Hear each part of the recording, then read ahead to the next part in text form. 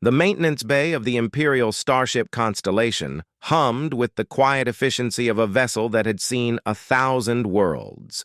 Timothy Chen wiped his hands on his coveralls, leaving streaks of lubricant across the worn fabric. For 3 years he'd worked these corridors, keeping the life support systems running, the filters clean, and the engines purring. Nobody noticed janitors. Nobody noticed him except her. Deborah always smiled when she passed him in the corridors. Not the polite, distant smile that officers gave to the help, but something genuine. She worked in the archives, or so he'd heard, some low-level position cataloging data streams from the outer colonies. Her uniform was as plain as his coveralls, her hands often stained with the blue residue of quantum storage crystals. "Another double shift?" she asked one evening, finding him elbow-deep in a recycling processor. Timothy extracted himself from the machinery, grinning despite his exhaustion. "Systems don't clean themselves. Though I keep telling the captain we should get those new auto-scrubbers from Proxima Station." "And let you retire early? What would we do without you?" Deborah leaned against the bulkhead, her dark hair escaping its practical bun. "Besides, then I wouldn't have anyone to talk to during the graveyard shift." It had become routine, these brief conversations in empty corridors, shared meals in the crew cafeteria when their schedules aligned. Timothy learned that she loved old Earth literature, that she'd seen storms on Jupiter's surface that made her cry with their beauty, that she laughed like music when he told stories about the ridiculous things people flushed down waste disposal. He was falling for her, dangerously, stupidly, completely. The announcement of the Imperial Gala hit the ship's network like a shock wave. Once every 5 years, the Emperor opened the palace on Luna Prime to celebrate the anniversary of the unification. Every starship, every station, every colony could send representatives. The Constellation's senior officers would attend, naturally, perhaps a few distinguished scientists. "Can you imagine," Timothy said, watching the promotional hollows flicker in the recreation room. Crystal chandeliers, anti-grav dance floors, the most powerful beings in human space gathered under one roof. Must be nice to live in that world. Deborah sat beside him, unusually quiet. "Would you want to? Go to something like that?" "Me?" Timothy laughed. "They'd throw me out before I made it past the antimatter detectors. Besides, I wouldn't know what to do. Which fork to use, how to bow, whether you curtsy to a senator or just nod." "You'd figure it out," Deborah said softly. "You're smarter than you think." The idea came to him 3 days later, during a particularly miserable shift scrubbing plasma conduits. It was insane, impossible. But the thought of spending one perfect evening with her, dressed in something other than work clothes, maybe dancing under those crystal chandeliers he'd seen in the hollows.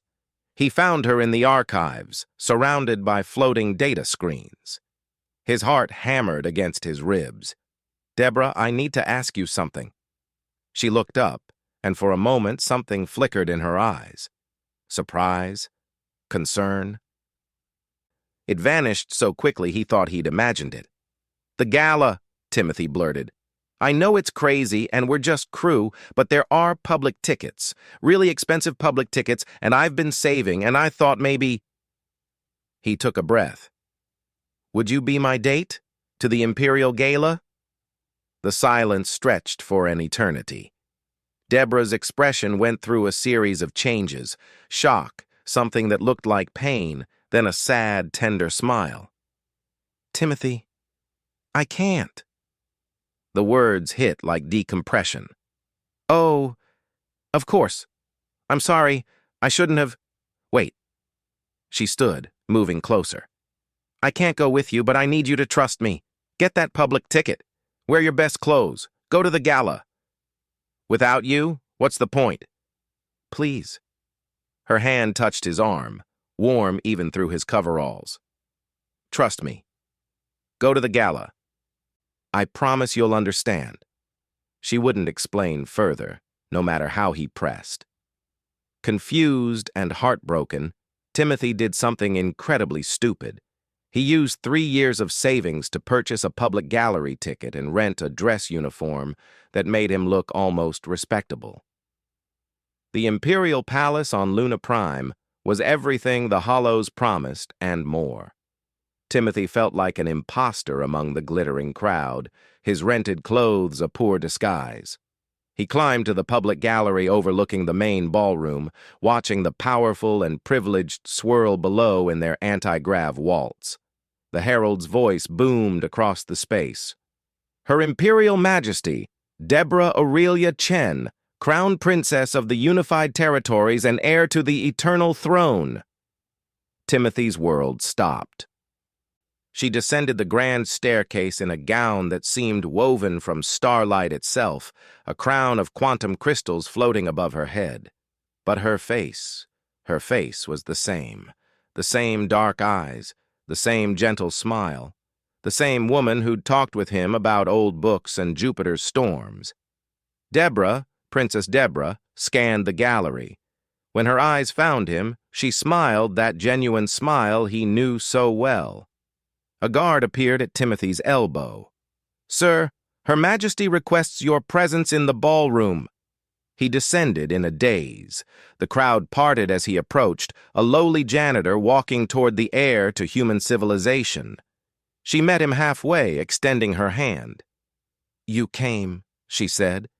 "You're the Emperor's daughter." His voice barely worked. "I am. I'm also someone who spent 6 months on an aging starship using a false identity, trying to understand the lives of regular people before I inherit an empire." Her fingers tightened on his.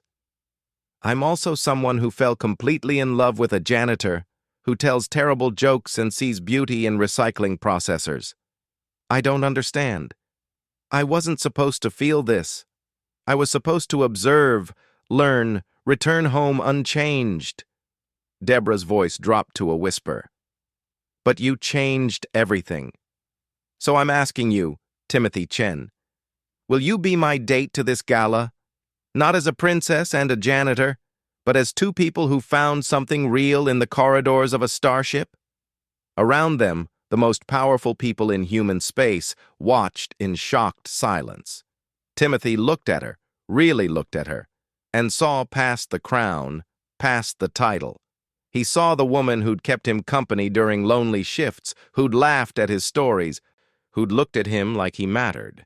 He bowed, probably incorrectly, and took her hand. "I'd be honored, Your Majesty." "Just Deborah," she whispered as they moved toward the dance floor.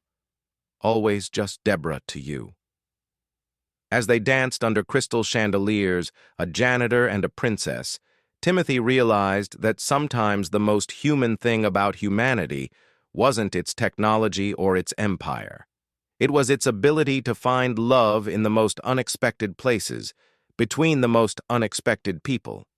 And that was truly something worth celebrating,